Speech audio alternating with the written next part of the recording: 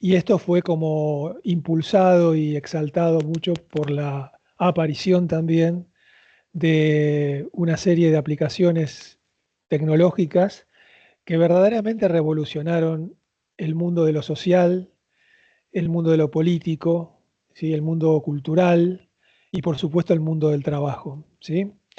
Eh, Habida cuenta de esto, la idea es que esta webinar sea como un eslabón, que sea parte de todo un proceso de debates sucesivos, donde haya la posibilidad de incorporar inclusive temáticas que pareciera que fueran ajenas a la psicología y pareciera que fueran ajenas a la psicología del trabajo.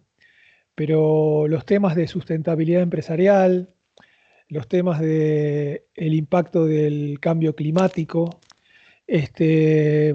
la aparición súbita e impactante de la inteligencia artificial han hecho que tengamos que renovar y reformular nuestros focos y nuestros objetos de atención, para lograr entender algo que me parece muy importante destacar.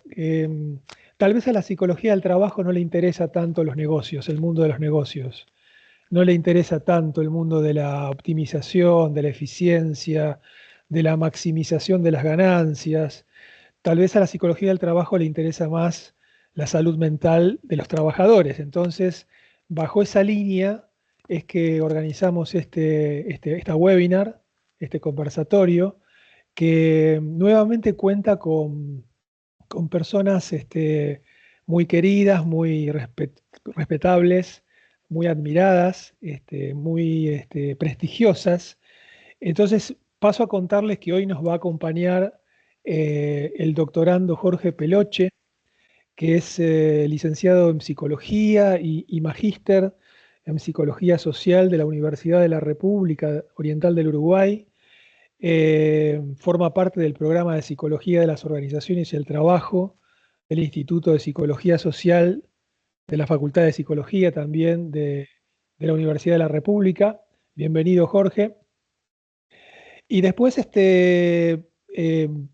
también está bueno poder presentar a Elisa Anzoliaga, colega de la República de Chile, este, investigadora del programa de estudios psicosociales del trabajo de la universidad. ¿Tú eres de la universidad? Diego Portales. Diego Portales, de Chile, profesora titular de la Cátedra de Psicología del Trabajo y académica de prestigio en distintos ámbitos de la vida educativa universitaria de la universidad. Y luego tenemos con nosotros también a Virginia Borrajo. Virginia es licenciada en Psicología, es magíster en Psicología Organizacional, eh, profesora adjunta regular de la segunda cátedra de Psicología del Trabajo, y ellos tres van a conformar este panel, lo van a nutrir, lo van a realimentar seguramente con sus reflexiones y sus ideas. Y vamos a, sin más, a seguir este orden. Va a abrir la webinar Jorge Peloche, de Uruguay. Jorge va a tener a disposición 20 minutos para su exposición. Luego va a continuar Elisa Alzuaga, y luego va a cerrar Virginia Borrajo, ¿sí? Vamos a tomarnos después unos minutos para hacer una síntesis de lo trabajado, y vamos a darle unos minutos también a los participantes para que puedan desarrollar dudas, inquietudes o reflexiones o preguntas sobre lo que han escuchado. Así que abrimos entonces con Jorge. Bienvenido, Jorge, y gracias por la invitación que te hicimos, por haber asistido, ¿sí? Bueno, buenas tardes, buenas noches. Es un gusto saludarlas, saludarlos. Nada, para mí es un placer, es un honor estar por acá, compartiendo con ustedes y con los presentes que luego harán uso de la palabra para debatir, intercambiar, enriquecer esta instancia. Bueno, es muy grato y este tipo de encuentros para mí son verdaderamente enriquecedores. No tanto, obviamente, por lo que vaya a decir yo, sino por lo que voy a escuchar de ustedes y por los intercambios que abramos. Bueno, agradecerle a Claudio y a Virginia especialmente, a Virginia porque estuvo allí en toda la coordinación, a Claudio por la cátedra, agradecerle a la cátedra 2 de Psicología del Trabajo, y bueno, y a la UBA, muy, muy especialmente, ¿no? No todos los días tiene uno la posibilidad de estar trabajando en un espacio de la UBA y lo reconocemos y lo agradecemos. Bueno, yo voy a poner acá en pantalla la presentación que traje para... A ver si... No sé si estoy allí, si me ven. ¿Se ve la presentación? Sí, perfecto. Sí. Perfecto, Jorge. Sí. Muy bien. Ahora, yo me los perdí a ustedes, no los veo. ¿Cómo hago para verlos a ustedes y ver esto a la vez? Es parte de la magia de Teams, que no siempre permite hacer ese doble mix. A ver. ¿Ahí se ve la presentación o no? Se ve perfecto. Sí, Sí, sí. sí. Ah, no la veo yo. Qué Son las momento. maldades de A ver, Teams. voy a probar otra vez, si no, dejo de lado la presentación y trabajamos a la vieja usanza. Si no, si querés, lo que puedo hacer es compartirla yo. Pasa que no la Sí. tengo en PowerPoint, la tengo en PDF y eso, a ver si se A ve mí me da bien. igual. Esa es una opción, Jorge, ¿eh? Así sí nos vas Perdón a que ver y vas a interrumpa. ver la presentación. Y bueno, Perdón que dale. interrumpa. Si no hay arriba, hay diferentes formas de vista. En la parte superior, Sí, galería orador, ahí sí. creo que te podría dejar ver porque lo puedes organizar como a vos te parece. Ya me A ver equivoqué. ahí, generador. Sí. Depende qué app estés No, usando, si es la aplicación o me vuelve a sacar. Bueno, si ustedes están ahí, yo voy conversando, tenemos un tiempo ajustado al que me pienso ceñir. Me gustaría verles, pero ahí los veo, pero no veo la presentación. Yo la comparto, ahí la estoy abriendo, no te Dale. preocupes, así vos podés, y me vas diciendo a medida que necesitas que avance para no pisar. Dame un segundo. Disculpen, pero no suelo trabajar en esta Con Teams, plataforma. no pasa nada. Ahí estamos, díganme si se ve. Sí, perfecto, Luz. Sí, se ve. Perfecto. No, Bueno, estupendo. vos guíame, andá diciéndome para avanzar. Sí, sí. Bueno, el título de esta conversación, de esta excusa para el intercambio es Perdón, te extrañamos o la precariedad tras las promesas de autonomía. Perdón, te extrañamos, tiene como un triple plano, ¿no? En un plano es un aviso que a muchos les debe haber llegado y lo conversamos antes de comenzar la ponencia con los organizadores, que a muchos, al haber visto el PDF, planteaban como, esto estará viendo, será un virus, porque suele ser un anuncio que circula, por ejemplo, en los correos electrónicos, cuando alguna plataforma o alguna aplicación quiere que retomes la vinculación. Es el aviso que dejan las compañías de entregas de objetos cuando no estás en tu casa y te dejan algo así como, lo siento, no te encontramos, ¿no? Que también podría traducirse así. Pero también da cuenta de la desaparición, en un sentido más profundo, en el que les quiero hablar, no sé si profundo, o más crítico, de la alteración y la desaparición de ciertos vínculos laborales y familiares en el contexto actual del modo de producción capitalista en el entramado de la tecnología y el trabajo, además de sus efectos en la salud mental. Vamos a la siguiente.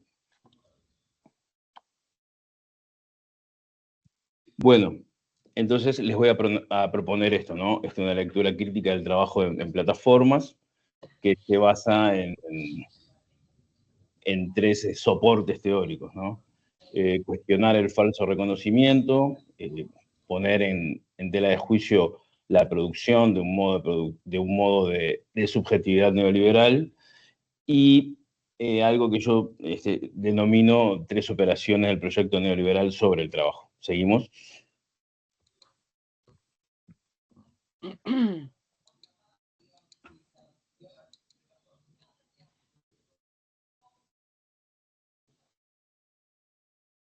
¿Podemos ir a la otra? Ahí va. Bueno, esto, ¿no? El objetivo es interrogar las promesas de autonomía y reconocimiento del trabajo en plataformas digitales. Ahí tengo el enlace a un fragmento de una película de Ken Loach, que es de 2 minutos. Si Claudio me autoriza, intentaría compartir nuevamente, a ver si puedo. Es un fragmentito de 2 minutos, pero que ilustra algo de esto que quiero proponerles reflexionar, que es esta forma de trabajar en el entorno de las plataformas. Voy a intentar compartir. Adelante, Jorge, dale. A ver qué pasa.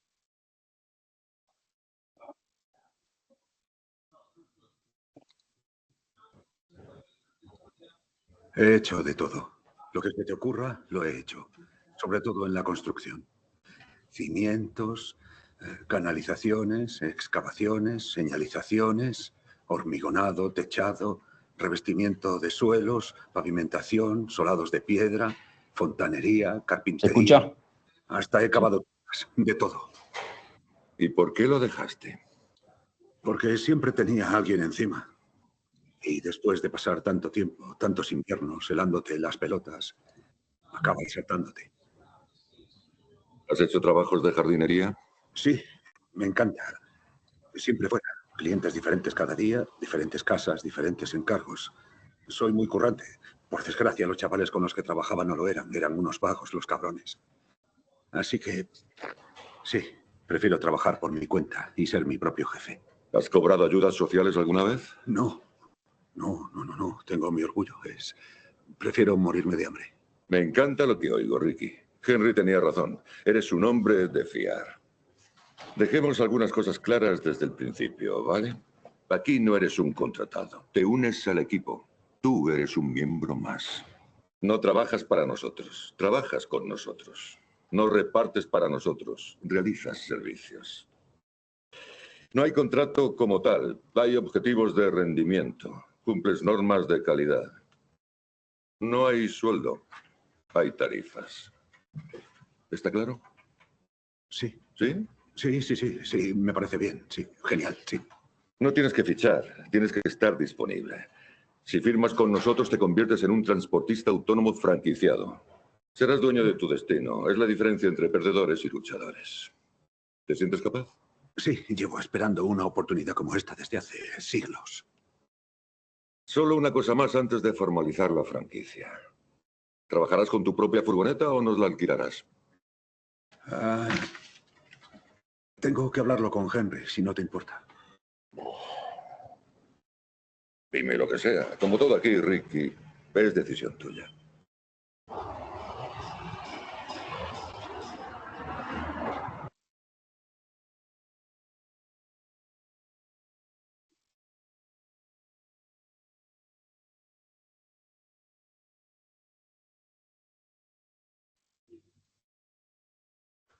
Bueno, disculpen lo que se fue ahí, que ese fragmentito de anuncio que no correspondía. Bueno, sigo por acá. A ver si puedo compartir la presentación. Ahí volví a ponerla, si querés. ¿Cuál están viendo? ¿La que yo estoy poniendo o la tuya? Ahora, ahí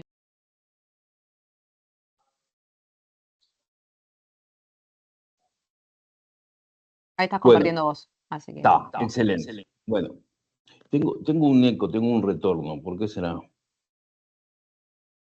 Bueno, en este fragmentito que les mostraba, el protagonista consigue un acuerdo para trabajar en una empresa de repartos. Es algo parecido a un Pedido Ya o a un Globo o a un repartidor de los objetos que uno compra en cualquier plataforma de tipo Temu o Mercado Libre o la que fuere. Y bueno, logra un acuerdo y empieza a trabajar en estas plataformas de reparto y de entrega de mercaderías. Y bueno, cada vez se va enganchando más, ¿no? El tema de estar siempre disponible, los puntos que va logrando, la deuda que toma para poder comprar la camioneta, se va volviendo una realidad en que cada vez, en una perspectiva de supuesta autonomía, está cada vez más preso de los horarios de trabajo, de la disponibilidad que tiene que tener, de estar siempre dispuesto a cumplir con las entregas que la plataforma le va solicitando, que son como infinitas, ¿no? En el tipo de consumo que tenemos hoy en día, este tipo de servicios pretenden cubrir todo el espacio de tiempo y de lugares al que llegar con las mercaderías. Es una recomendación para que quienes puedan verla la biche. Bueno, nosotros podemos plantearnos que en este momento, y ya desde hace algunos años, el proyecto neoliberal dejó de ser, o quizás nunca lo fue, un proyecto solamente económico. El proyecto neoliberal, como lo plantean, por ejemplo, Wendy Brown y otros autores, es también la creación de una racionalidad. Esa racionalidad, entre otras cosas, implica convertir a los individuos, a los sujetos, en capital humano, ¿no? En ello, en esta conversión de los sujetos en capital humano, coloniza el trabajo del proyecto neoliberal, lo vacía de sentido colectivo e introduce la lógica empresarial como forma de vida. Esto tenemos, yo qué sé, innumerables ejemplos, y en las relaciones personales, cuando las personas se plantean muchas veces cómo seguir o terminar, por ejemplo, una forma de relacionamiento, es común que se planteen, bueno, hice un balance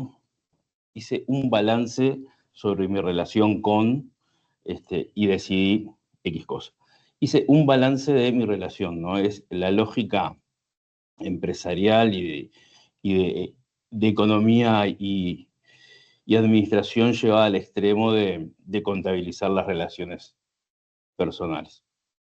Bueno, yo les decía al comienzo, y voy un poco rápido porque no quiero aburrirlos, que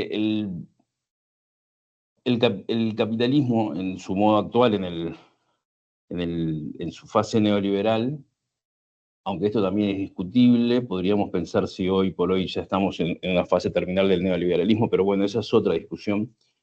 Pero asumiendo que estamos en una fase neoliberal del modo de producción capitalista, viene desarrollando 3 operaciones sobre el trabajo, ¿no?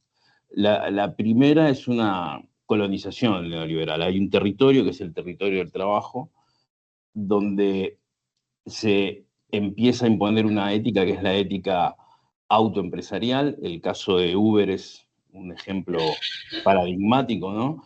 El trabajador aporta el capital y el medio de producción en términos marxianos, y se gestiona a sí mismo, y la aplicación se lleva las ganancias y organiza el trabajo además, ¿no? La segunda operación es la del trabajo desnudo. En este sentido, ¿no? El empleo pierde toda la dimensión colectiva que alguna vez pudo haber tenido. Se va convirtiendo en un acto individual. El Estado y los sindicatos son vistos como obstáculos, y todo se mide en la lógica de mercado. Es increíble ver cómo hay cierto discurso neoliberal que prende en trabajadores, por ejemplo, trabajadores de aplicaciones de reparto como Pedido Ya, que tienen una reacción absolutamente negativa y de rechazo hacia cualquier dimensión de lo colectivo, incluyendo las prestaciones estatales, y en realidad son trabajadores que están en la extrema precariedad y percibiendo ingresos de supervivencia apenas. Hablando de aplicaciones y de recursos a la informática, esta imagen que están viendo se la pedí a un asistente de inteligencia artificial, al asistente de Drive, que le di unas indicaciones que son estas que están allí consignadas como, como lo que pasa en la segunda operación del trabajo desnudo, y nos dio esto, ¿no? El hombre blanco de mediana edad, de atuendo ejecutivo, por llamarlo de alguna manera, de espaldas a los demás en un contexto de mercado y, bueno, con su norte allí atrás. Bueno, la tercera operación que se realiza en este contexto cultural es la del falso reconocimiento. Estamos hablando de los trabajadores que trabajan para plataformas de aplicaciones. El trabajador ya no es un trabajador, es un emprendedor, pero sin derechos. El Estado, en este contexto, si no reacciona, lo que está haciendo es transferir su rol al individuo, ¿no? Y Honneth va a plantear, ya del 2006, que esto es una forma de falsa conciencia, o una forma de reconocimiento ideológico, ¿no? El trabajador cree ser autónomo, pero lo que ha pasado es que ha sido precarizado. Bueno, quería compartir con ustedes un ejemplo situado de las plataformas en Uruguay. ¿Qué pasó, por ejemplo, durante la pandemia, ¿no? Se los llamó esenciales, tanto a los trabajadores de las aplicaciones de repartos como a los trabajadores de supermercados. Se los consideraba esenciales, como fundamentales para mantener la vida, y sin embargo, en el caso de los trabajadores de aplicaciones no lograron conquistar ni derechos, ni mejoras salariales, ni nada por el estilo. Y en el caso de los trabajadores de supermercados, siguieron en la base de la escala salarial general. Bueno, muchos de ellos eran, en el momento de la pandemia, y siguen siendo migrantes, y bueno, pasó esto, ¿no? Se reconoció la función, pero no la humanidad, no la dimensión humana de los trabajadores. Bueno, veníamos planteando estas consideraciones sobre estas bases teóricas, ¿no? El reconocimiento ideológico o falso que plantea Honneth, a propósito de la autoconcepción de empresario de sí mismo, que tiene muchos, no solo los trabajadores de las aplicaciones, sino muchos que trabajan en situación de supuesta autonomía. Las propuestas teóricas de Sadin en relación a la autogestión tiránica y los aportes de Guattari en el sentido de cómo el deseo es capturado en una aplicación, pensando por ejemplo en un trabajador de repartos, cómo su función, su rendimiento está siendo valorado continuamente, calificado con estrellas, con notas, con puntajes, y en eso se va jugando también la posibilidad de generar sus ingresos y de seguir viviendo. Bueno, esto es largo, así que lo vamos a pasar rápido, pero ante esta realidad, Sadin, en un texto del 22, plantea que hay una acción política que sobre todo en nuestros ámbitos, en la academia, podríamos pensar que es desde el testimonio, ¿no? Una política desde el testimonio, que es poner en palabras y hacer retomar lo que dicen quienes viven en la crudeza de las relaciones de explotación u otras en las que estamos insertos, ¿no? En ese sentido, traigo para compartir con ustedes un par de testimonios testimonios, un par de fragmentos de testimonios que realicé en un trabajo para la facultad. Y bueno, por ejemplo, en el caso de un conductor de Uber,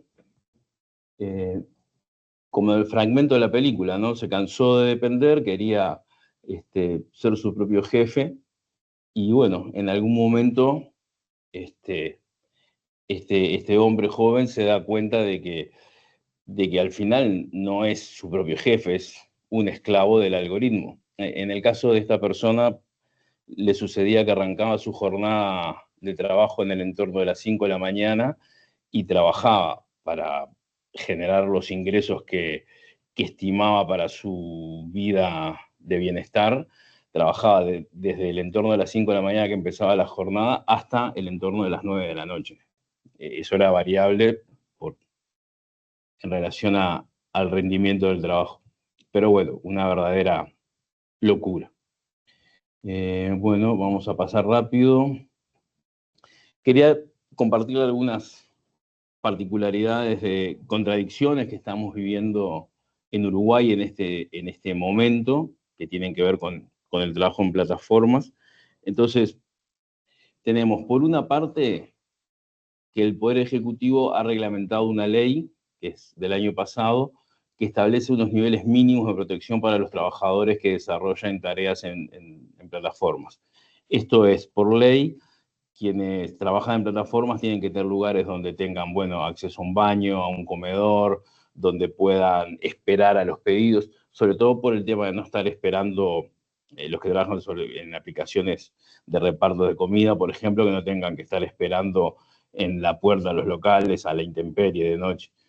Y algunas otras regulaciones como la necesidad de que si alguien es despedido que reciba una explicación de por qué y no ser despedido como pasa ahora, que simplemente le cancelan la cuenta. Pero mientras eso pasa por un lado y desde la legislación se busca regular ese trabajo muy tímidamente, por otra parte aumenta el trabajo enmascarado. Hay un fenómeno que se ve en Montevideo, que es el alquiler de cuenta de aplicaciones como Pedido Ya. Alguien tiene una cuenta en la aplicación para trabajar como repartidor y no la trabaja, la subarrienda a alguien que está en una situación aún peor que esta persona, por ejemplo, un migrante que aún no ha logrado formalizar su situación, termina pagando entre, no sé, 50, $75 semanalmente para poder trabajar en la cuenta de otra persona. Entonces, uno hace un pedido, el pedido te dice, María te va a entregar el pedido, y cuando llega no es María, sino que es José.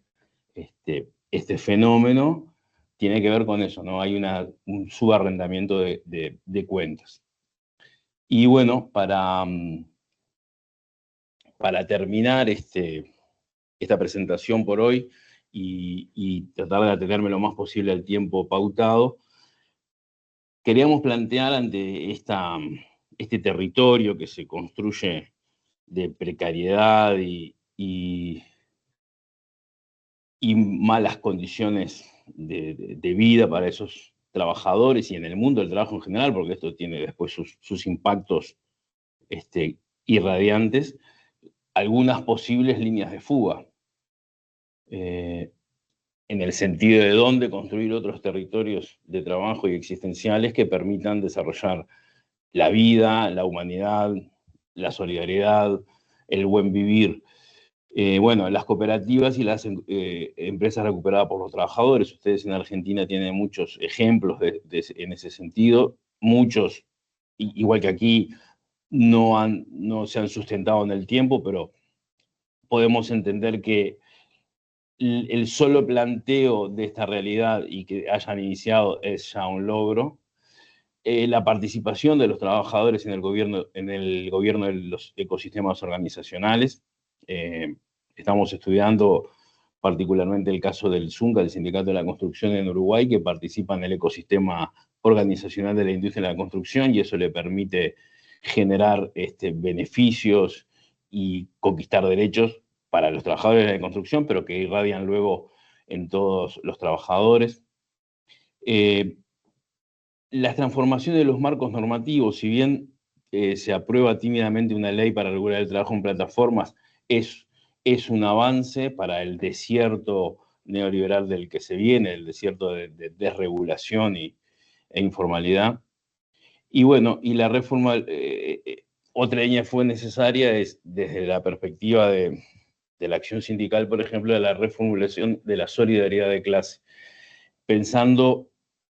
Ahí se hace necesario no pensar solamente en la categoría de obrera o de trabajadores de la que veníamos acostumbrados de la modernidad, sino pensar todas estas zonas de la clase que vive del trabajo, como decía Antunes, como plantea Antunes, que son todos estos trabajadores que están en la precariedad, en la informalidad o en la semi-informalidad, o aún como estos que alquilan la plataforma para poder trabajar hasta en la ilegalidad sin estar haciendo algo ilegal, ¿no?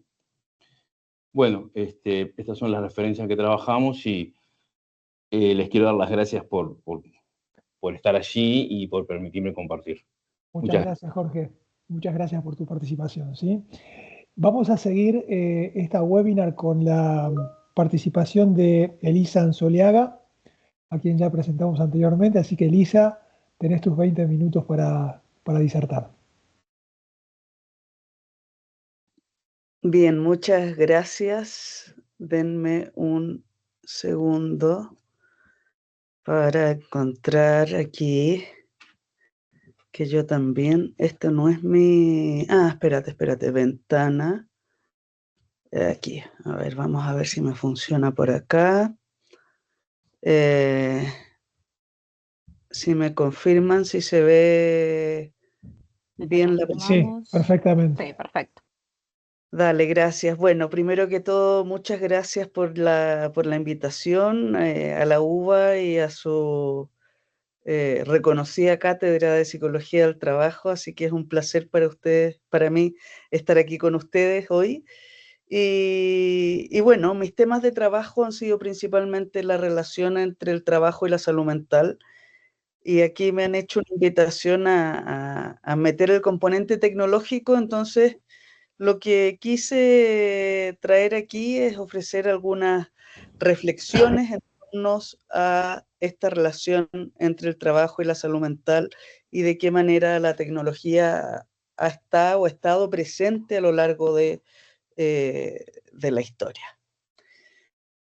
Solo para quienes, nuestros asistentes, a veces es bueno hacernos esta pregunta: si en los últimos 7 días hemos tenido problemas para dormir relacionados con el trabajo, si hemos sentido ansiedad o angustia relacionados con el trabajo, si hemos sentido estrés a causa del trabajo.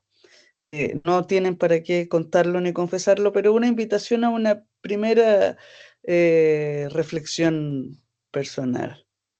Y la segunda pregunta que quiero invitarles a que nos hagamos es respecto de si tuviésemos que definir al trabajo como una de las cosas más importantes en nuestra vida o menos importantes, bueno, ¿en qué lugar lo ponemos?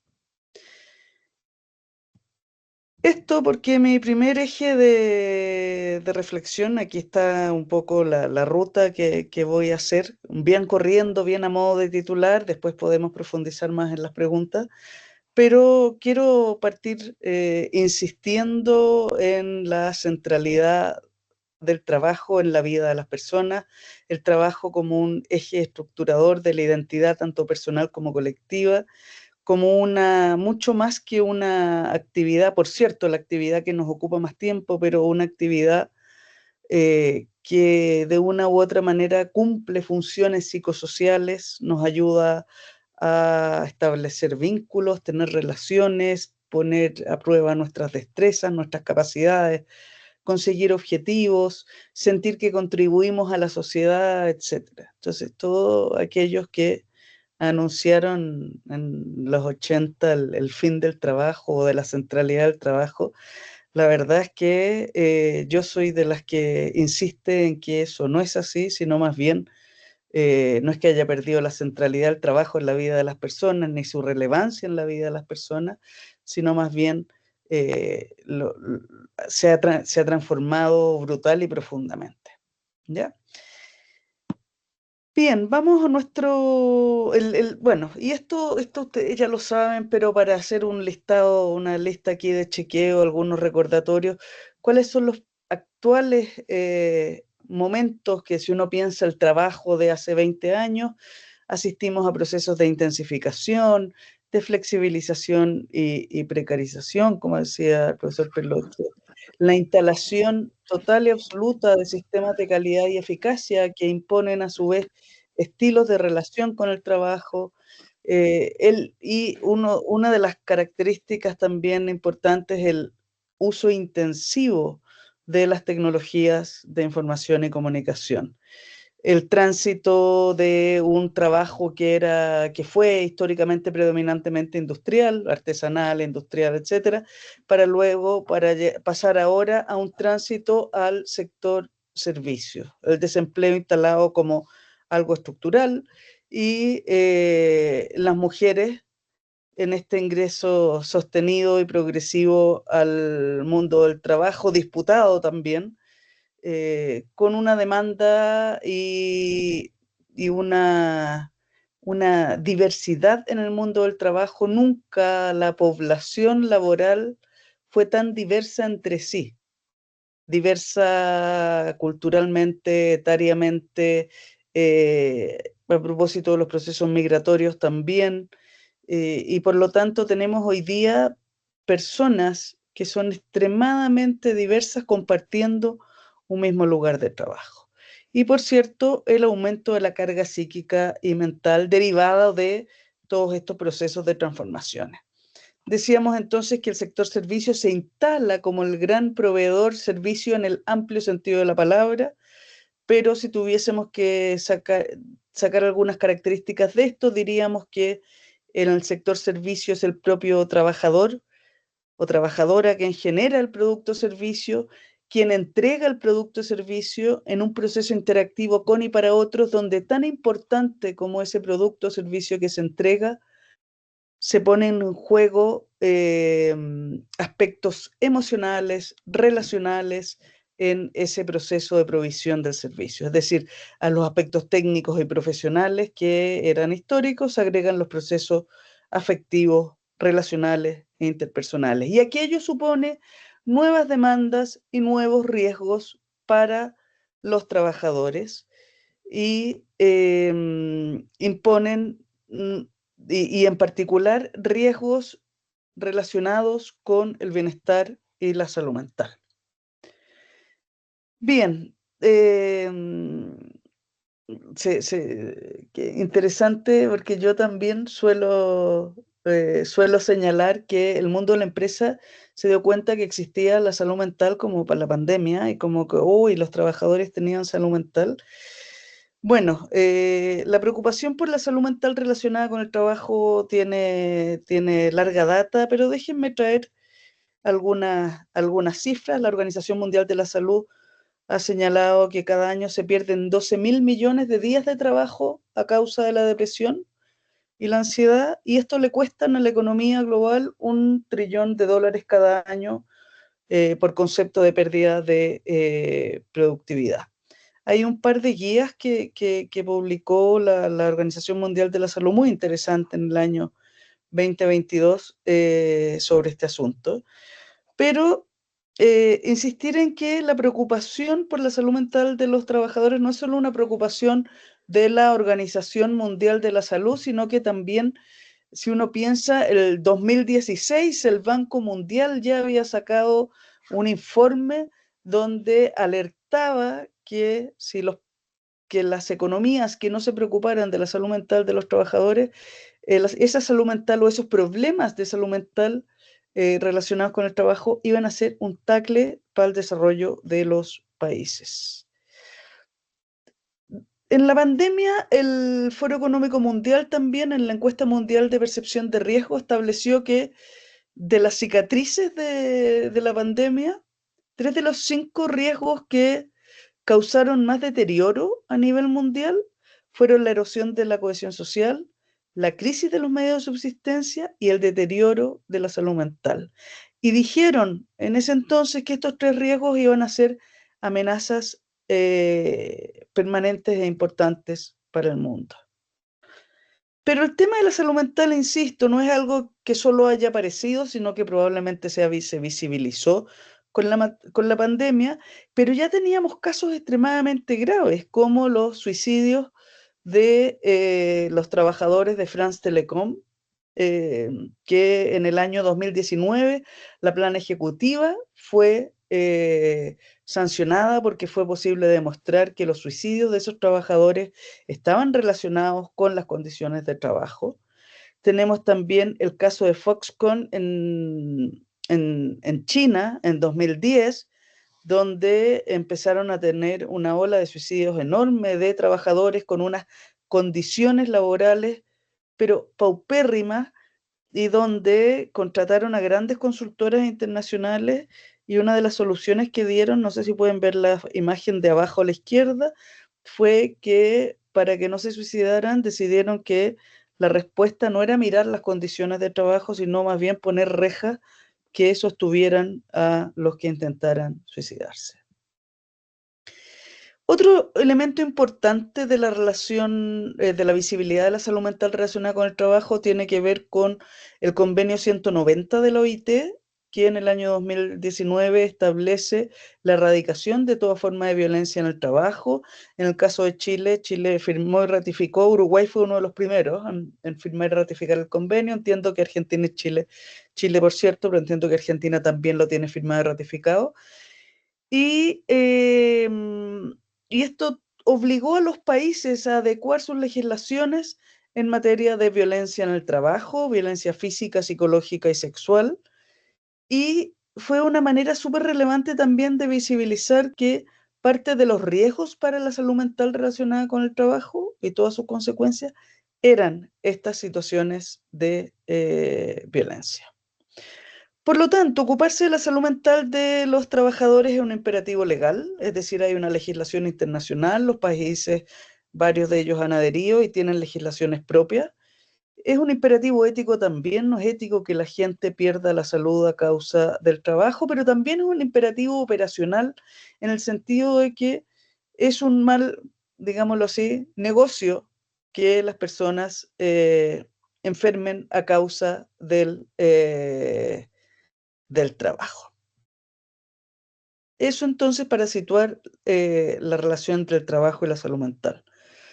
Y el tercer tema, bueno, cuando me invitan a hablar sobre tecnología, trabajo y pensando en la relación trabajo y salud mental, dije, bueno, pero esto es un tema tan antiguo, y déjenme traerle algunos hitos relevantes de la historia del trabajo donde la tecnología jugó un papel bien relevante, en particular la revolución industrial, la creación de los telares y los hilares mecánicos accionados que reemplazan el trabajo artesanal, intensifican el ritmo, las máquinas entonces determinan un ritmo que es forzado, hay una pérdida de un conocimiento que se transmitía transgeneracionalmente, ese conocimiento que era un trabajo completo se transforma en este trabajo partido en pequeñas tareas,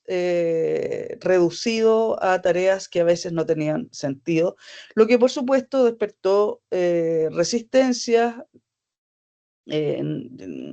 Solo algunos ejemplos, los obreros de Nottinghamshire y Yorkshire destrozaron los telares en protesta, aparecen las críticas importantes y van a romper las máquinas, estas máquinas que vienen a poner en riesgo este trabajo. Otro hito importante es la máquina de vapor y la expansión ferroviaria. Esto es un avance tecnológico que achica el mundo, implica un reordenamiento espacial e implica también permitir masivamente el tránsito de la migración desde el campo a las ciudades.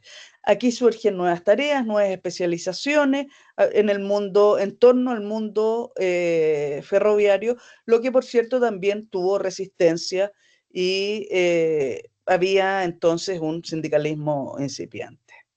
Después otro hito histórico relevante, entre medio hay 500 más, estos son algunos momentos históricos importantes que me pareció relevante traer, donde la tecnología provoca quiebres respecto de cómo se piensa, cómo se concibe, cómo se vive el trabajo.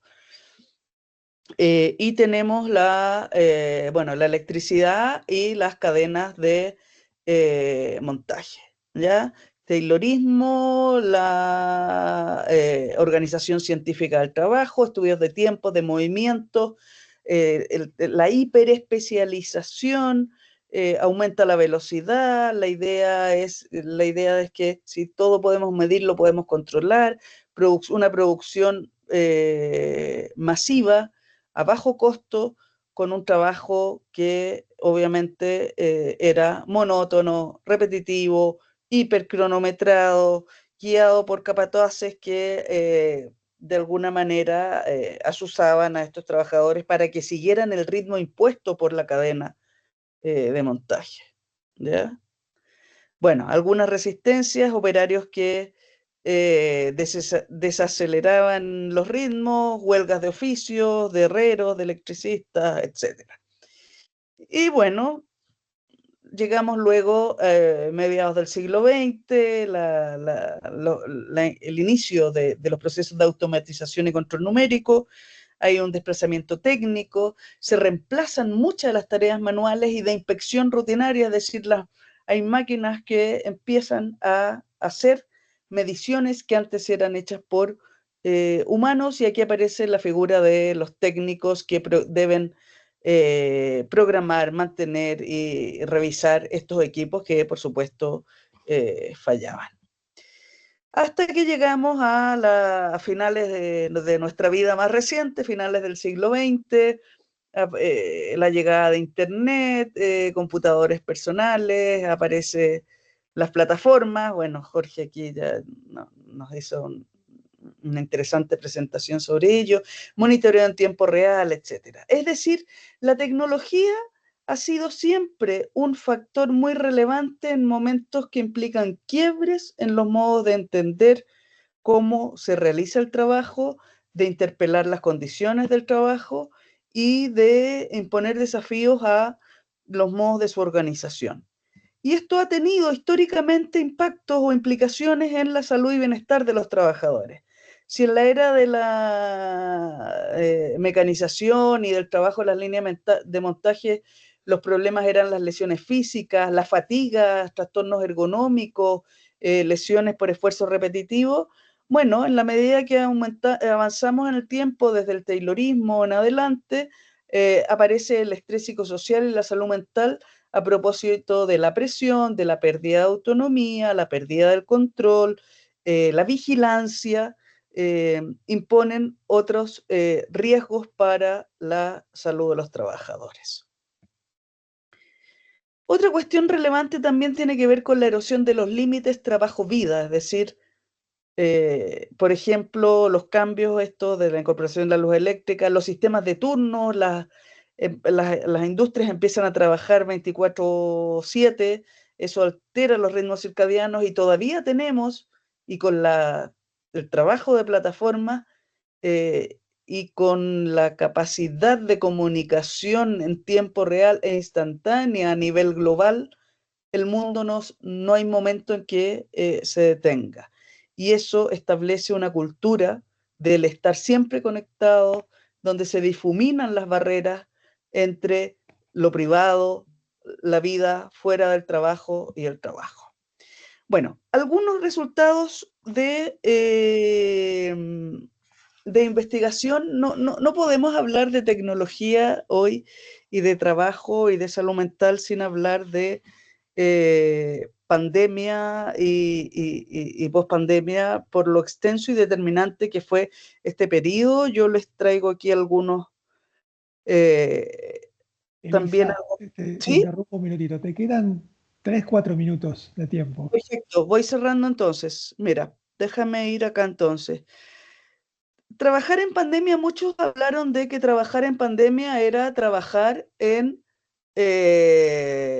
en teletrabajo. Y la verdad es que lo que hicimos fue hacer trabajo remoto en unas condiciones que no eran las condiciones que las personas realmente serían condiciones apropiadas para el teletrabajo. Y eso tuvo un impacto brutal en la salud mental, por la extensificación del tiempo, la intensificación del trabajo, aumento de la carga, cambios en qué hacer y cómo hacer, límites difusos con el resto de la vida, pérdida de espacio de descanso, etc. Y la pandemia permitió visibilizar, y este trabajo remoto permitió visibilizar la carga global de trabajo de las mujeres, el trabajo productivo, trabajo doméstico, trabajo de cuidado y también el trabajo de enseñanza para quienes tenían hijos en la etapa escolar, y permitió visibilizar los efectos del trabajo en la salud mental. El teletrabajo o trabajo remoto fue otra forma de desigualdad entonces. Y déjenme terminar porque tengo aquí, después les puedo compartir algo más de evidencia sobre cómo trabajadores de plataformas tienen y tenemos evidencia sobre efectos importantes en su salud mental, pero no es por el tipo de trabajo, sino sobre todo por las condiciones, lo que decía Jorge, es un momento de precarización, de falsa autonomía, de falsa flexibilidad, etc. Y termino entonces con esto de aquí. Bueno, ¿qué hacemos? La verdad es que no hay una respuesta. Primero que todo, creo que hay que tomarse esto con cierta,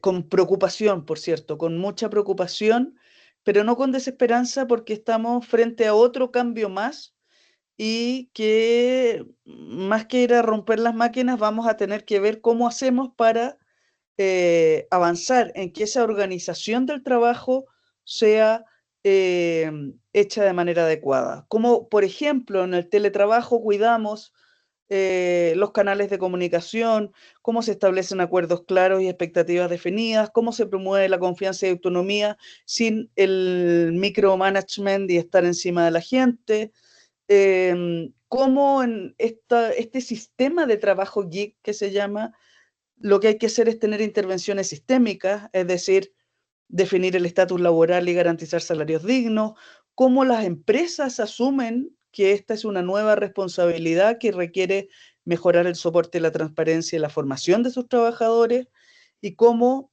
estar desde las universidades explorando las barreras y los facilitadores para la salud psicológica. Quedan preguntas pendientes. ¿Es la tecnología una aliada o es un enemigo para la protección de la salud mental en el trabajo? Depende. Asumir que el teletrabajo es bueno o es malo para la salud mental. La verdad es que al principio todos dijeron es la panacea y tenemos bastante evidencia que muestra efectos bien negativos del teletrabajo cuando hablamos de salud mental relacionada con el trabajo. Lo mismo respecto de las plataformas digitales. Y aquí termino, sí, la tecnología impone entonces desafíos normativos, desafíos ergonómicos y desafíos organizativos en términos de la organización del trabajo, que desde la psicología del trabajo tenemos que ser capaces de producir conocimiento para poder enfrentar. Y termino con esto, sí, insistir en que ocuparse de la salud mental de las y los trabajadores es un imperativo legal, la ley nos obliga, pero también es un imperativo ético y operacional. Muchísimas gracias. Muchas gracias a vos, Elisa, por tu tiempo y tu pasión por lo que has dicho. Vamos a cerrar la webinar con Virginia Borrajo. Sí, Virginia, todo tuyo. Bueno, muchas gracias, Claudio. Qué placer escuchar a Jorge y Elisa. Fui tomando varias notas, espero poder ir articulándolo también con lo que fui preparando para hoy. Así que denme un segundito que ahí ya voy a ir compartiendo pantalla.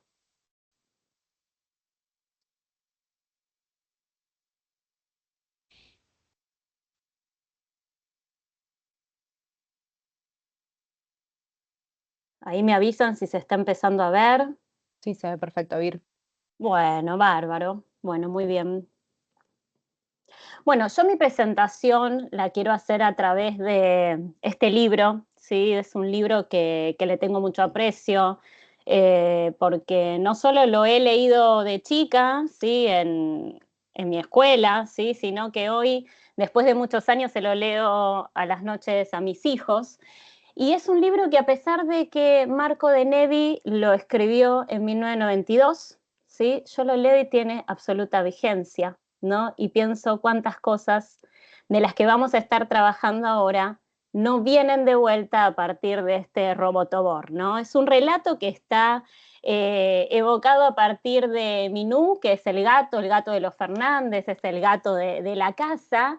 Y les voy a leer este párrafo, ¿no? Porque así es como empieza este libro a articular lo que ha cambiado en esta familia la vida cuando incluyen a Robotobor, ¿no? Dice: el doctor Amor Mío atendía a los pacientes entre 2 y 7 de la tarde y con cada uno se quedaba 1 hora. Ahora es Robotobor quien atiende en su consultorio, 1 hora por día nada más, y despachó a 74 pacientes a 1.200 la consulta. Al viejo mal vestido le dio diagnóstico denegado porque no tenía dinero. Robotobor no es como el doctor Amor Mío, que a los pobres les fiaba, ¿no? Este es el relato de un gato muy asustado que tiene mucho miedo de perder su lugar en la casa, porque les cuento, quizás muchos de ustedes lo hayan escuchado, leído a Robotobor, pero para aquel que nunca lo leyó, Robotobor empieza a intervenir en todos los ámbitos de la familia, ¿sí? Robotobor empieza a cocinar, Robotobor empieza a ir al supermercado, Robotobor limpia, ¿sí? Y se ha desarrollado tanto en este ámbito familiar que inclusive los hijos de los Fernández dejan de ir a la escuela porque Robotobor les enseña, ¿no? Y la familia queda aislada del mundo social, aislado del contacto de los otros, porque todo lo hace Robotobor a la luz de este gato que va relatando la historia, ¿no?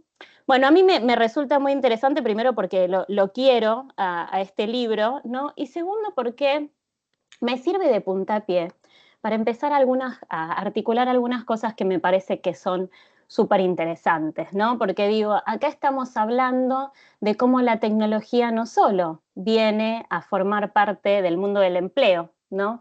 Sino también cómo se inserta en el mundo del trabajo, ese trabajo que está antes y después del empleo, ¿no?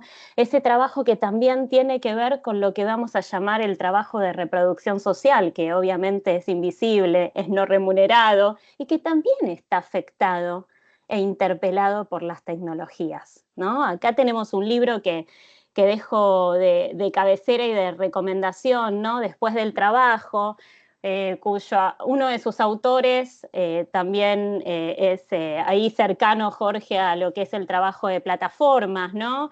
Y en este libro, que también en su título dice Después del trabajo, pero habla de una historia del hogar, ¿no? Y de una lucha por el tiempo libre.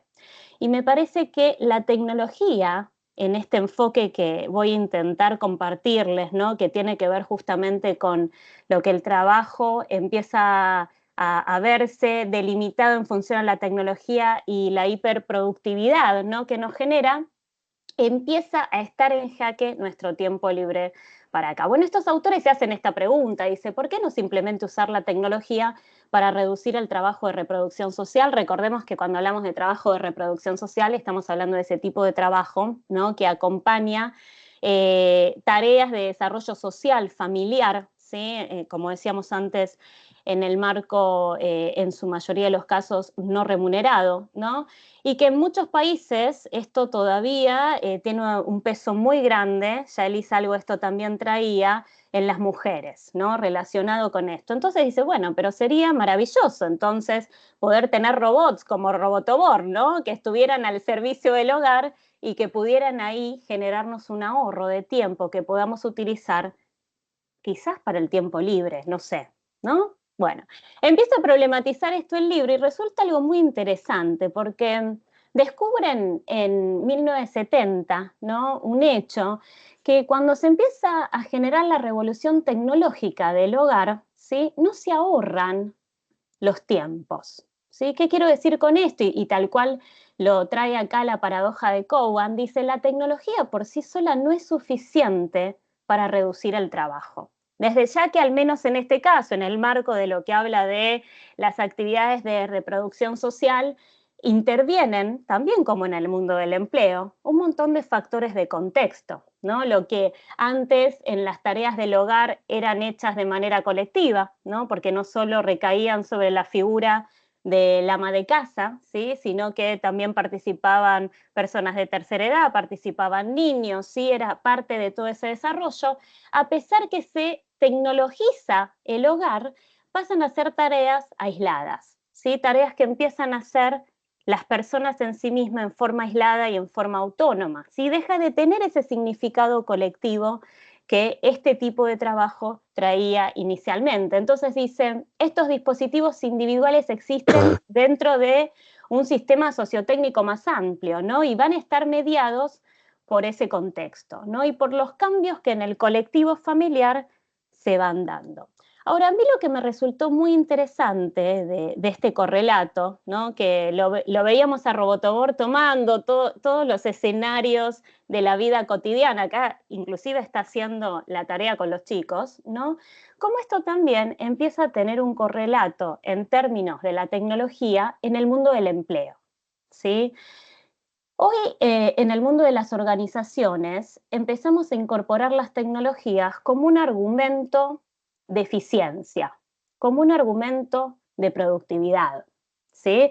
Y uno podría pensar, bueno, si las tecnologías me permiten ser más eficientes, si yo utilizo esto, ¿no? Como me pasaba con quizás algunas tareas de trabajo doméstico, ¿por qué no con el tiempo restante puedo descansar?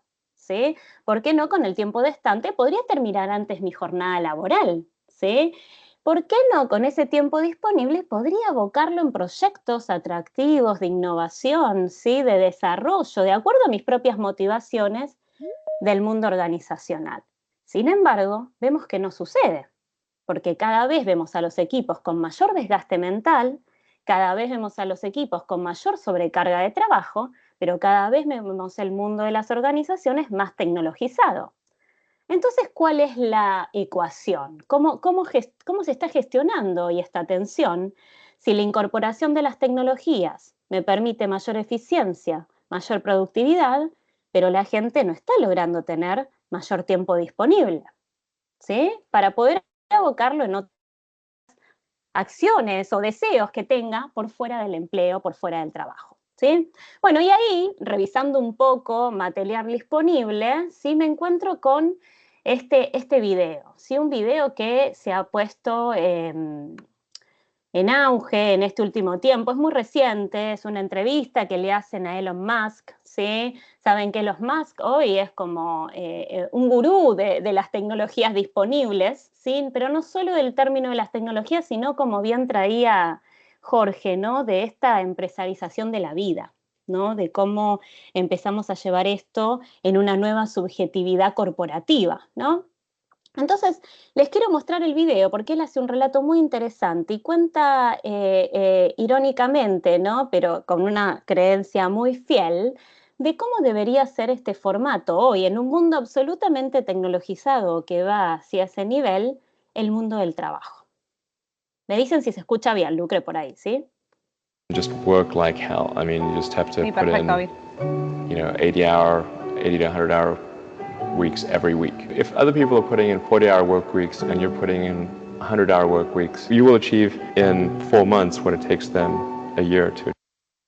¿Sí? Nos habla de cómo invertir 8 horas semanales para hacer, 80 horas semanales para ser exitoso. Yo hice el cálculo hoy, ¿no? Si incluimos inclusive los sábados y domingos, como para que nos quede algún dispositivo posible de vida en estas 80 a 100 horas semanales, a las personas le quedarían 4 horas libres, ¿sí? Y él está remitiendo acá solo al mundo del empleo, ni siquiera estamos hablando, ¿sí? de el mundo por fuera del empleo, que también podríamos pensar como doble jornada o mundo de trabajo de reproducción social, ¿sí? Entonces digo, es interesante empezar a pensar el dominio de las tecnologías, ¿sí? En un mundo que propone una hiperproductividad de las personas, ¿sí? Pero una hiperproductividad de las personas en función a estos parámetros que vemos acá. Entonces digo, bueno, ¿desde qué autor podemos responder a lo que Elon Musk nos trae, ¿sí? Como las claves del éxito empresarial, ¿no? Entonces ahí buscando, ¿sí? Algunos referentes que solemos utilizar, aparece nuestro queridísimo Byung-Chul Han, ¿sí? Con este libro que es Psicopolítica, y algunas premisas que al menos a mí me resultaron interesantes para responder a estas 100 horas, ¿no?, semanales de trabajo. Dice, bueno, al principio Han nos dice, creemos que no somos un sujeto sometido, ¿no?, sino un proyecto libre que constantemente se replantea y se reinventa. Y yo, mientras miraba tu video, Jorge, decía, qué real esto, ¿no? Digo, en la propia entrevista aparece esto como un argumento de su empleabilidad, ¿sí? Ese yo del proyecto que propone, ¿sí?, en realidad se enmarca en una sociedad del rendimiento, ¿no? Y frases que empezamos a escuchar, ¿sí?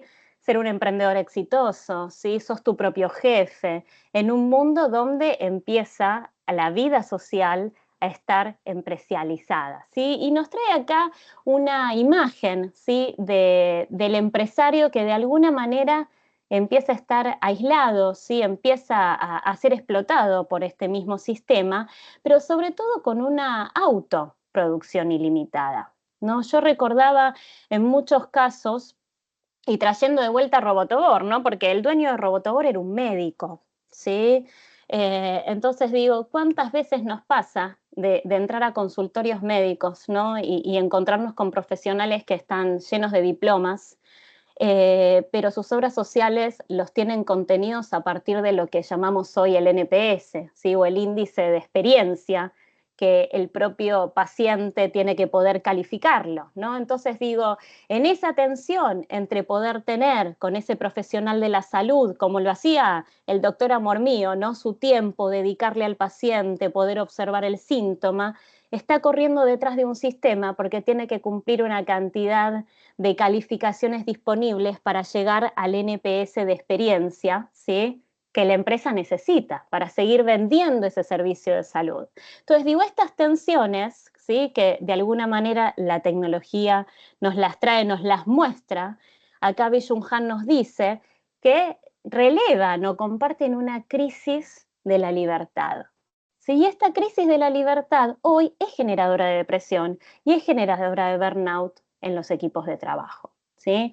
No muy lejos, ¿sí? Y retomando también algunos conceptos, este mismo autor de Foucault, ¿sí?, nos habla de este pasaje, ¿no?, entre estas sociedades disciplinarias, ¿no? Ahí Elisa hizo un correlato muy interesante en cómo en la fábrica y en distintos dispositivos quizás de empleo se fueron incorporando las tecnologías, ¿sí?, y que de alguna manera en estas sociedades se contenían o se tenían dispositivos muy claros de medición de la productividad, del desempeño y del rendimiento, y hoy lejos de parecer algo que ha desaparecido, ¿sí?, lo vemos encubierto detrás de las sociedades de control, ¿sí?, en forma más implícita, ¿sí?, un poder que no parece verse tan llanamente como quizás lo veíamos cuando la dominancia estaba en el cuerpo, pero hoy Byung-Chul Han nos trae esto cuando la dominancia está en la mente, ¿sí? ¿Qué pasa ahí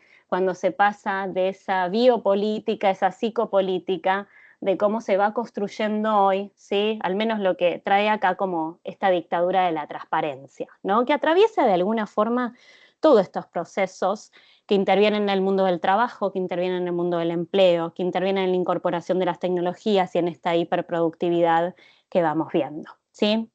Bueno, y ya cerrando, ¿sí?, y abordando, les comparto que esta charla la tuve esta semana, ¿sí?, con una compañera que está muy lejos de estos mundos en el que nos encontramos para reflexionar sobre lo que hacemos todo el día, ¿no? Y este es un WhatsApp tan real, ¿no? Que me dice, me cuenta, ¿no? Que en su oficina han puesto una serie de dispositivos, ¿no? Entre ellos este tipo de bicicletas, donde uno puede hacer bicicleta y a la vez seguir trabajando, ¿no? Porque tiene para apoyar ahí su computador y puede hacer determinadas tareas. Dice, y el otro día también había una clase de stretching, ¿sí? Pero bueno, tampoco te da el tiempo, ¿no? Para poder hacerlo. Entonces digo, ¿cuál es hoy el valor del tiempo, el costo del tiempo? ¿Cómo se empieza a dar en esta sociedad el ofrecimiento de este tipo de actividades que se dan en el orden del trabajo, ¿sí? Pero que el tiempo está ligada a las 100 horas laborales que Elon Musk nos trae? Y si es posible, y esto me encantaría poder pensarlo y compartirlo, veo que hay 53 personas conectadas que probablemente tengan sus espacios de trabajo en distintos escenarios, ¿no? Pero sí es posible poder pensar iniciativas que son individuales, aisladas y cortoplacistas. Sí es posible realmente mejorar nuestra salud mental en las organizaciones a través de dispositivos que solo impactan a las personas, pero no modifican el sistema. Y en función a esto, una frase para cerrar que me encantó de este libro que también compartimos acá, Capitalismo y Personalidad, que alude un poco a poder repensar, ¿sí? O dejarnos con la idea entonces de cómo abordar, ¿sí? Estas dificultades, o al menos estas tensiones que estamos viendo. Y dice, así, solo la participación, la educación, la movilización social y el conocimiento de nuestro ámbito real de elección en el mercado pueden racionalizar dicha esfera. Y que dejada a la dinámica mercantil privada pura, ya sea analógica o digital, tiende al abuso sobre los actores sociales en posiciones más vulnerables, tanto en la producción como el consumo. Y me parece que en este espacio donde podemos compartir, reflexionar y estar todos nosotros, porque esto también es lindo, es un espacio colectivo, ¿sí? Digo, es un espacio que justamente volvemos a instalar estos temas de manera colectiva. No olvidarnos que tenemos algunas claves, ¿sí? Que tenemos que poder recuperar para que el trabajo vuelva a tener este posicionamiento colectivo, ¿sí? Bueno, muchas gracias. Vamos a dejar de compartir por acá.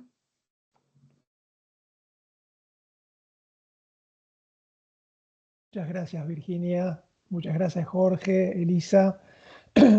Creo que fue un recorrido súper rico, súper atractivo el que los tres hicieron, desde las consideraciones de Jorge sobre el tener que poner en tela de juicio la supuesta autonomía del nuevo trabajador de plataformas, ¿no? Aquel que ya no marca tarjetas, sino que tiene que tener disponibilidad. Cómo Jorge advertía sobre el vacío de sentido colectivo que el trabajo iba adquiriendo desde una lógica empresarial basada en un modelo político, económico, neoliberal, y esta idea de las tres operaciones del modelo neoliberal, ¿no? Cómo se impone la ética autoempresarial, cómo el trabajo pierde su sentido colectivo y esta idea del falso reconocimiento. Elisa nos paseó por una serie de datos sumamente interesantes que a pesar de su recato y de su prudencia en decirlo, me parece que los datos lo que marcaban eran o demostraban una serie de evidencias implacables acerca de el efecto, la influencia de las tecnologías sobre el mundo del trabajo, y nos hizo una advertencia interesante, que es que las tecnologías no son un hallazgo del mundo contemporáneo, sino que desde hace 200 años el trabajo humano viene siendo impactado por distintas modernizaciones o distintas reformulaciones de los distintos dispositivos tecnológicos, ¿no? Hasta llegar, por supuesto, a los tiempos que corren, en donde las TIC nos erosionan, decía Elisa, los límites vida-trabajo y nos colocan en una situación de un ámbito cultural del estar siempre conectados, ¿no? Donde la sobrecarga de trabajo, donde la intensificación del tiempo de trabajo genera patologías muy, muy nítidas, muy notorias, que van desde la depresión y la ansiedad, pasando por el suicidio, y pasando por fenómenos de la vida moderna, como la falta de sueño, que son producto de cómo hoy las organizaciones y las corporaciones establecen las reglas de juego del trabajo. Y por último, Virginia, que trajo ese encantador libro de Marco de Nevi, en el cual creo que Marco de Nevi lo que hacía era mostrar cómo la tecnología iba colonizando todos y cada uno de los momentos de la vida de las personas, tanto personal como laboral, y cómo, bueno, hoy, como yo decía la vez pasada, pareciera que el mundo cayó en manos de unos locos sin carnet, o con carnet, como decía Serrat, que son aquellos que son como los superhéroes tecnológicos de una nueva aristocracia digital que pareciera que se ha apoderado no solamente de la economía, sino que se está apoderando también de la política. Me gustaron mucho las reflexiones últimas de Virginia sobre el tiempo y la libertad, provenientes de Byung-Chul Han. Y ahí, bueno, y ahí llegamos con ese recorrido frenético, rapidito, de ideas, de reflexiones, y nos quedan unos minutos para ver si algún participante tiene ganas de hacer alguna pregunta, tiene ganas de plantear alguna inquietud. Así que dejamos abierta esa posibilidad. Ahí si querés, Claudio, retomo Dale. una pregunta que estaban en el chat, Vamos. así también lo hacemos de forma ordenada. Esta pregunta es para Jorge. La pregunta es, ¿por qué se hace énfasis causal en el proyecto neoliberal y no en el capitalismo a secas, si ya en sus inicios el capitalismo con el domestic system, trabajo a domicilio, promovía la misma alienación, incluida la autoexplotación? Lo pregunto porque creo que el énfasis en el proyecto neoliberal y no en el capitalismo promueve la idea de que habría un capitalismo bueno, como entre comillas, ¿no? Ahí, Jorge. Bueno, ojalá. Pero respondiendo a la pregunta, ¿por qué?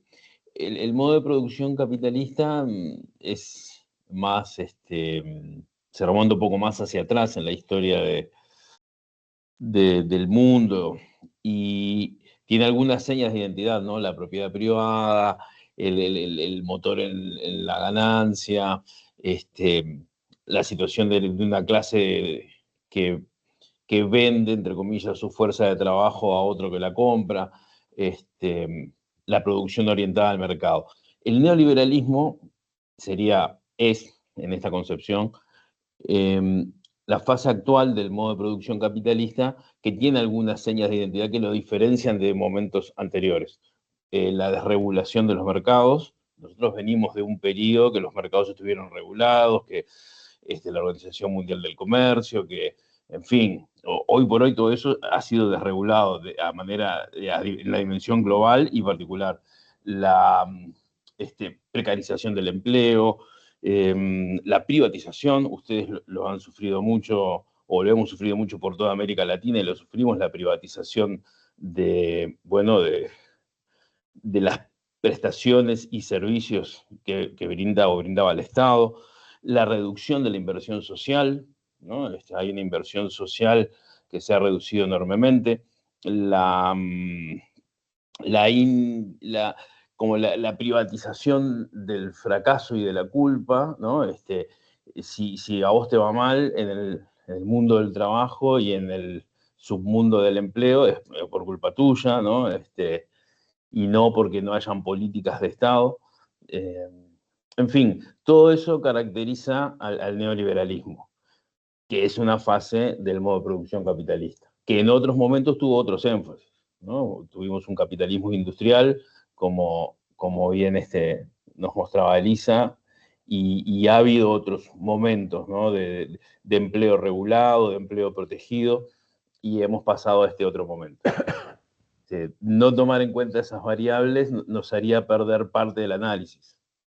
Por eso el énfasis allí en el modo, en la fase neoliberal del modo de producción capitalista. Excelente, Jorge. paso a la siguiente pregunta que entiendo hace referencia a la presentación de Virginia, que dice, ¿cómo puede el uso del juego y las actividades lúdicas durante las fases activas impactar positivamente en la salud mental y el rendimiento? Y por sobre todo, ¿cómo se puede implementar en el teletrabajo? Bueno, un poco la presentación iba como por el lado como inverso, ¿no? De pensar que, digo, uno podría tener este tipo de actividades, pero son actividades que impactan en lo individual y no modifican el sistema en el que cada persona se encuentra, ¿sí? Sí, yo puedo armar lugares preciosos donde las personas en las organizaciones, con empresas con mucho presupuesto lo pueden desarrollar, como las hay, y se desarrollan, pero si las personas trabajan bajo un modelo, como vimos recién, de sociedad de rendimiento y sociedades de control, donde en la mayor parte de su tiempo está sostenido desde la hiperproductividad, quedan como un decorado. Y aún quedando, si no fueran como un decorado, digo, hay algo de cuál es el costo del tiempo libre de la persona que no opera en ese tipo de organizaciones, ¿no? Está pensado a ser más productivo para tener más tiempo para trabajar más. Entonces es como una encrucijada. Que los trabajadores se encuentran hoy con ese tipo de iniciativas, ¿no? En este tipo de organizaciones que están basadas en sociedades del rendimiento. Buenísimo, Vir. Y por último hay una pregunta acá que pueden responder entre los tres, y Claudio obviamente también, que habla de si hay alguna bibliografía que puedan recomendar para orientar acciones, perdón, ahí está, para orientar acciones en las empresas con la finalidad de aportar un bienestar psicosocial lo más real posible. Ahí dejo abierto el que, más allá de las bibliografías, ¿no?, que compartieron. Sí, yo pegué por ahí, nosotros editamos el año pasado un libro que se llama Proteger la salud mental en el trabajo, conceptos, contextos e intervenciones. Y lo que intentamos hacer fue traer autores de distintas partes del mundo que en general publican en inglés e invitarlos a publicar en español. Les dejo 4 nombres por si los quieren buscar, no quieren ver el libro y los quieren buscar en papers y eso. La profesora Carina Nielsen, que falleció el año pasado, muy, muy joven, de la Universidad de Sheffield. Ella tiene modelos de intervenciones muy interesantes, multinivel, etc. Luego está el profesor Ståle Einarsen, que él es noruego, de la Universidad de Bergen, y Einarsen tiene una propuesta muy interesante y que está aquí en el libro también en español, que se llama Un modelo de infraestructura ética en las organizaciones, ¿ya? Y que de alguna manera es una propuesta para abordar y prevenir la violencia en el trabajo. Ya una intervención sobre violencia, pero obviamente aquello redunda en protección de salud mental. Y 2 autoras más que me parecen buenas y que trabajan en tema de intervenciones, que no hay mucho, la verdad es que somos re buenos para hacer diagnósticos y hemos destinado menos tiempo a las intervenciones. 2 más es, ¿cómo se llama esta? Caroline Byron con B alta, como suena. Ella es una canadiense de la Universidad de Laval, también tiene algo tiene cosas sobre intervenciones en temas de estrés en el trabajo. Y la otra podría ser Juliette Hazard, que es una inglesa, que también ella ha trabajado tiene un artículo bien interesante sobre evaluación del costo económico para las empresas de no hacerse cargo de la salud mental de los trabajadores, y que es un argumento muy bueno para conseguir recursos en el mundo de la empresa. Así que eso por mi parte, les dejo ahí algunos nombres e ideas. Buenísimo, Elisa, muchas gracias. Bueno, hemos llegado al fin de la webinar, la hemos concluido. Muchísimas gracias a Jorge, a Elisa y a Virginia por su participación. Y bueno, seguramente estamos invitándolos a participar de una próxima webinar que estará realizándose aproximadamente dentro de un mes sobre temáticas afines o temáticas similares a esta. Muchas gracias a todos, ¿sí? Y un abrazo grande para todos. Muchísimas gracias. Ha sido un gusto realmente. Un placer inmenso y muchas gracias a todos. Gracias por la invitación, Virginia, Claudio, a todo el equipo de la cátedra de la UBA. A ustedes, a ustedes. Un abrazo grande. Un placer tenerlos. Muchas gracias. Chao, chao.